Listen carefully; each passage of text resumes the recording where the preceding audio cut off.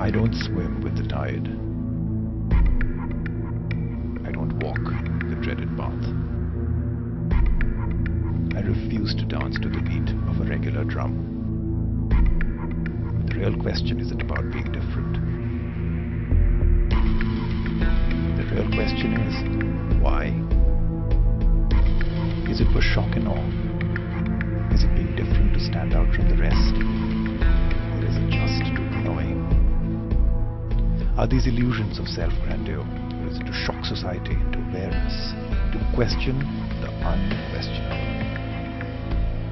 Regardless of purpose and intent, I find it impossible to follow the herd. Conventional wisdom to me is an absurd notion. Many of you will not concur with me. Some will dismiss, others will rise against it. If you don't agree with me, raise your hand and get in line. I am the Contrarian, and this is my world.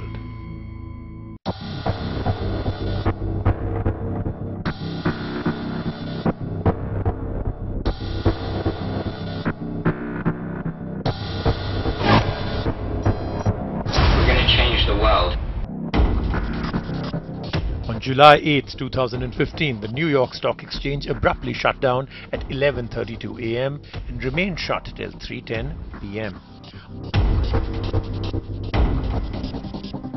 On the same day, United Airlines grounded all flights worldwide for more than an hour.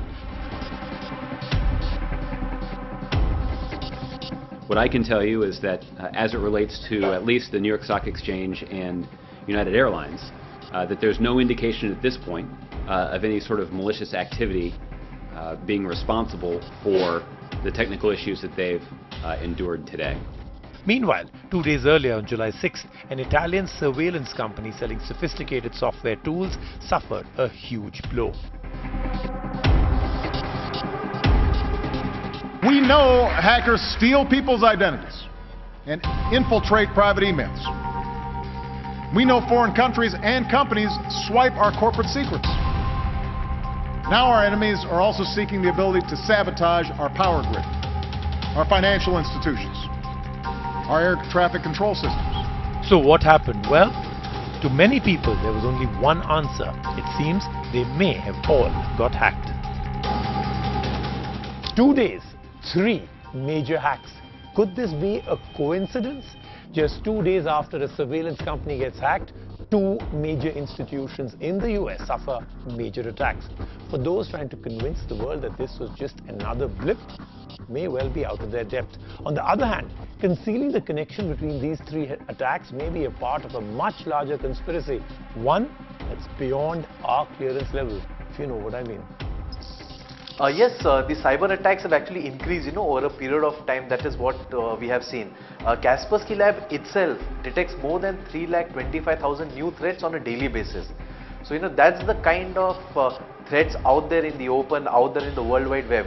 And if you look at situation probably 10-15 years back, there were at the most a lakh or 2 lakh of total threats which were being detected on a yearly basis. But now, because of the threats which have gone up so high, okay, it definitely goes to show that the cyber threats and the cyber attacks have increased manifold over a period of time. And it doesn't look like it's going to stop anywhere. What we saw last year is that around 40% increase in targeted attacks. 5 out of 6 enterprises had some kind of a breach or some kind of an attack. We saw a rise in zero-day vulnerability. Around 24 zero-day vulnerabilities were exploited by attackers. Hack attacks on large corporations are not uncommon.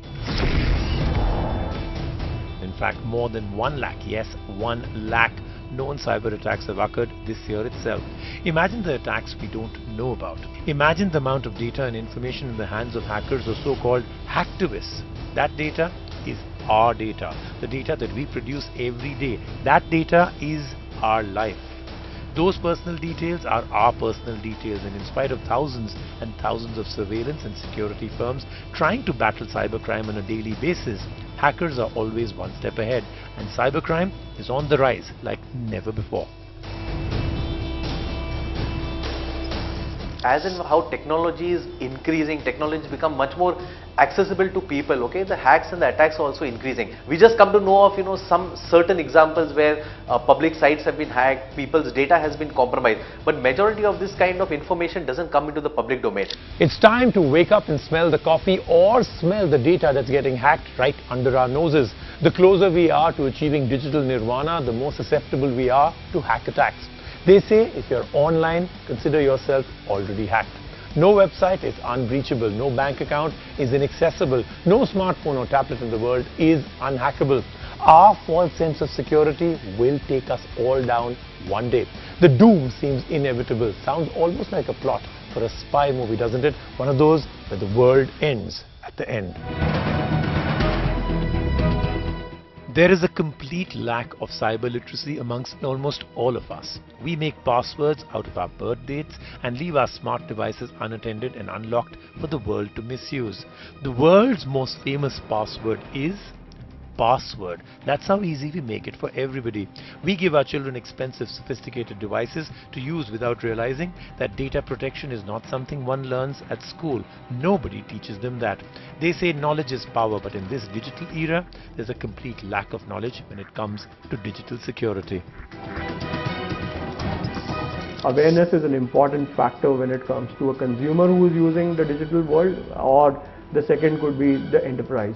The employees need to be aware of what they have to click, and they need to be slightly careful about certain things. A 15-year-old American boy once hacked into NASA's computer systems, causing a 21-day shutdown and huge losses. He later hacked into the Pentagon, and this was all 16 years back. Now just think about how much technology has evolved in the past 16 years. I'm not trying to scare you, but you must be very scared right now. Technology has enabled us all to do things and have things done to us that was never possible before. What if your 15-year-old was a closet hacker? You have no idea. He or she could be doing it right now. The red flags are there for everyone to see. We just choose not to see them. We don't know the red flags are there. After the break, we get our very favorite ethical hacker back in studios. He's not been here for a while. And let's see what he's going to be saying. I can give you one guarantee. Everything he says, you're not going to like.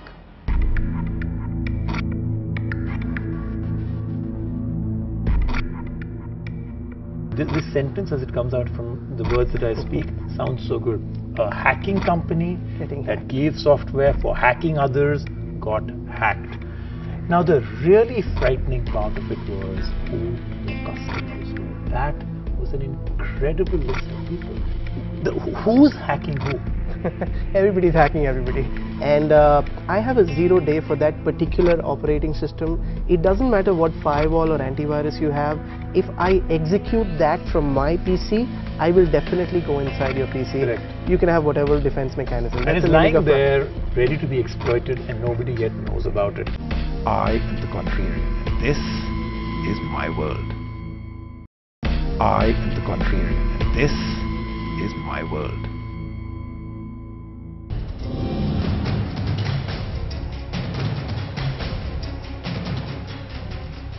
Hi, I'm Saket Modi. We run this organization, a geeky organization which deals with security for a lot of corporates, a lot of government agencies, and I'm here today to take on Rajiv, and I am of the favor that it's still okay to use your devices if you use it intelligently.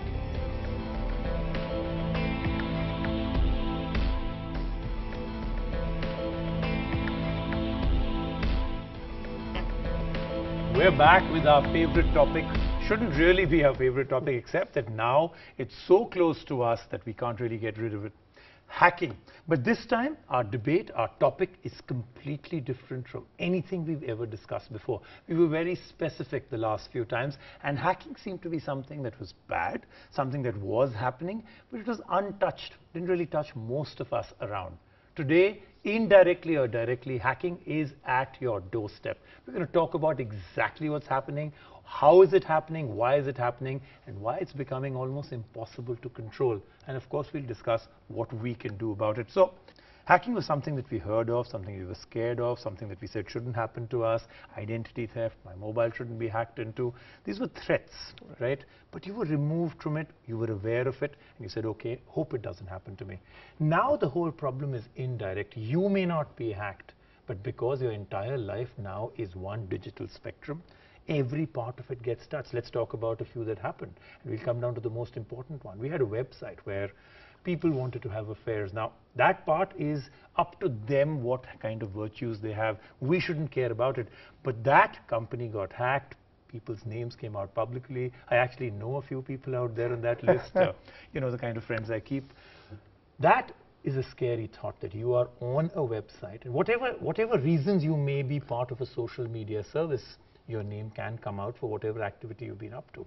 In the same way, we had rumors Wall Street as well as an airline both almost shut down simultaneously. A lot of people said they got hacked. With the New York Stock Exchange. Yes.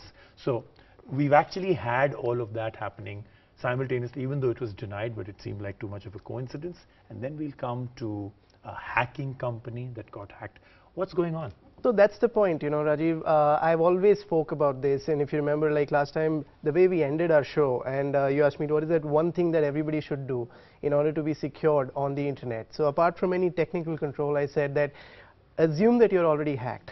When you put in your credit card on an Ashley Madison or an adultfriendfinder.com, which was also breached just 3 weeks back, or your Gmail, some very, very normal pictures which you might send on Snapchat, if you assume that that can be hacked, if you use a pseudo name for yourself to start with, I mean, no matter what hacker or what hacking team tries to do across the globe, you'll be secured. So I feel that that's the way, that's the part we start from. We need to understand that we are living in a world where we've again jumped into digital without getting educated of what really digital really means and what the risks are associated, not just from a user's perspective, but also from the technology perspective that is on the other side of the website and the large startups that you see, starting from the e-commerce companies till these dating websites and apps and these communication apps that we have, which we're using on the phones. Since we service so many of them, we get to see that, you know, they've suddenly got the right kind of money to go and spend on the marketing, on making sure that their brand is very, very popular. But they only wake up when they get hacked. Recent examples from the Indian startup ecosystem, starting from the Ola hack which happened till the housing.com, the homepage was breached. We still don't know whether that was done by somebody outside or somebody internal, but that still doesn't answer the question that if you have internal 22, 23-year-old people who are taking care of the technology of a website being used by over 1 million people across the country, you need to be responsible. And I feel that is the basic difference between a conventional Fortune 500 company which has a balance sheet turnover of $1 billion versus a valuation of $1 billion, because I feel because that's inorganic.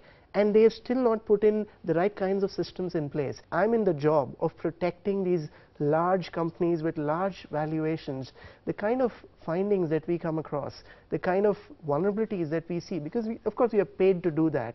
It's really staggering, and I'm talking about multi-billion-dollar companies, and we are being able to extract the database of my average is over 50% of the scans that we do on the largest of the companies you can think of in India, in Hong Kong, in California. I mean, they're all vulnerable. Our idea is not to just discuss, okay, this has happened, this has happened, this has happened today. I think the whole idea here is to understand why it's happening so often, what's the objective of hackers, and what is it that we are moving forward to. Now let's get down to the main reason I actually have invited you back. It's obviously one of the most ironical things in the world to hear that a company that was known as a hacking company, people, governments, organizations, individuals were paying them millions of dollars to buy software that could be used to hack others. Governments were buying hacking software so that they could actually listen to phone calls, they could actually monitor people's email accounts. So they were selling software to others. Thus, they should have been the best in their security. I mean, they know how to hack others. They should have been very robust about their own. So, I mean, I love you. This sentence, as it comes out from the words that I speak, sounds so good. A hacking company that gave software for hacking others got hacked. Right. Now, the really frightening part of it was who their customers were. That was an incredible list of people. I mean, there was no single company or country in the world that wasn't a customer of theirs, and everybody was buying from them. We also heard India, or at least parts of Indian organizations were buying from them. So what's going on here? I mean, the company's name was, of course, Hacking Team, and they used to provide these professional interception services. What that basically means is they used to research and develop some zero-day exploits. What is the meaning of a zero-day exploit? If you're using a laptop with a Mac OS 10.9 and I have a 0 day for that particular operating system, it doesn't matter what firewall or antivirus you have. If I execute that from my PC, I will definitely go inside your PC. Correct. You can have whatever defense mechanism. And it's lying there, ready to be exploited, and nobody yet knows about it. So when there is a 0 day which is released for that particular operating system, it means that that makes you vulnerable forever. So I have two quick questions for you, because these affect us very directly. Now, there are reports that all kind of ransomware, you know, I mean, suddenly one day you open your computer, and believe me, this is happening to people in thousands per day. You open your computer and suddenly your computer's got hacked. You can't do anything, and they'll make it sound like they're the ones that are helping you, they're the ones that have hacked it. They'll say, you know, so-and-so vulnerability has been found, your computer's frozen, now to, you know, defreeze, unfreeze it, send so much of money, and people are, I mean, there was a whole Russian company that did this for years and got away with it, and they did parade themselves as saviors, not as hackers, right? And now you've got a new level of ransomware where you have to only pay by Bitcoin, so you can't even get the trace of where the money went. Now, that's one part that is becoming scarier than ever. Imagine a day you wake up. I mean, why imagine? You must be seeing it every day. And there's somebody I know who actually went through it in the US. Phone, tablet, and laptop, all three were hacked at the same time. And the gentleman actually paid, and he said, I don't want to take it further, I needed my data, right? The second is what we all dream about, the future, driverless cars. And here we have a car that got hacked through the radio system. I mean, we've got a recall from an entire company saying we've got to take care of this one. Where are we heading with all of this? I mean, is there a solution? And then we'll come to my last question. Why are you guys failing? Okay, so the first question first. So let's talk about the cars. 1.4 million cars. Fiat was the company which got breached, and they're now recalling all the cars because it's as scary as it gets, because, you know, ransomware was just about your data, maybe your credit card information. Out here it's about your life. Imagine sitting in a car and I mean, in the middle of a highway, if they actually cut your engine off, which is what they demonstrated out there, they could do pretty much anything to the car. Not just cut the engine off, you can control the steering. And it's as scary as it gets. It's no more just about the data and the money. It's actually your life which is at stake, which is crazy. To a lot of people who answer saying the data and my money is my life. So yeah, but we're talking about your physical, actual life. Correct. Okay, so we're saying this is the current situation. This is I have my last question. Every time we meet, we talk about this is the situation, this is what we should be doing, knowledge would help, education would help, you know, you be very clear about where you are. But these are indirect hacks. I could be having a pseudonym, I could have the knowledge not to put my credit card, I could be very safe online. But tech around me and tech of people that are around me makes me vulnerable now. I didn't do anything and my car gets, as you said, steered into a 27-wheel giant truck, right? How am I going to control that part? I didn't do anything wrong with it. I don't buy into technology. And what's happening every time we meet, the battle seems to be won by the dark side and not by you guys. What's happening? See, the point is that what we do, our winning streak is business as usual. On the other side, for a hacker, his winning medal is really finding a small glitch in a multi-million lines of code, and he wins the battle. There's a very famous saying that you're only as strong as the weakest link. Correct. So my job is not to protect a small part of the link. My job is to protect the entire ecosystem. And the hacker's job is to find a little vulnerability. And when you talk about a large enterprise, when you talk about a typical, not a smart, I'm talking about a normal car, you actually have over 5 million lines of code running. Yeah, this was on, not on a particular smart car. The one it that was a got normal hacked is car. not Absolutely. a smart car. Fiat especially That's what doesn't really makes get this absolutely, very absolutely. scary. So that's my point. That see, it's so much of an unfair game where it's really not the same asset that we are protecting and that needs to be hacked. We need to see the entire 2 pi r perimeter of a particular. But Saket, let's get down to. I mean, let's try and finish by giving you the scope to finish on a positive note. Sure. Can this be reversed, or does this get worse before it gets anywhere else? To what we are being able to see, I mean, there's a lot of things which is happening which still doesn't come out in the media. So all I would say is that we need to understand that digital has got us closer. We've got power in our hands more than the first Apollo mission. That's the power in the mobile phone, literally the computing power. And that's phenomenal. I mean, that's really staggering. But on the other side, there are some very, very serious risks that we need to be careful about. So I strongly feel and I strongly tell people that on a positive note, on a realistic note, yes, it's very powerful and very important for us to be digital, but we need to be very responsible. And again, assume that you're already hacked when you're on the internet. All right, so usually on the Contrarian, I usually try and finish on a positive note. I cannot do any spin today on doing that. No positive note to end with. And I think what he said is absolutely right. Assume you're already hacked and then carry on with your life. See you next week on the Contrarian, unless the show gets hacked. Thank you.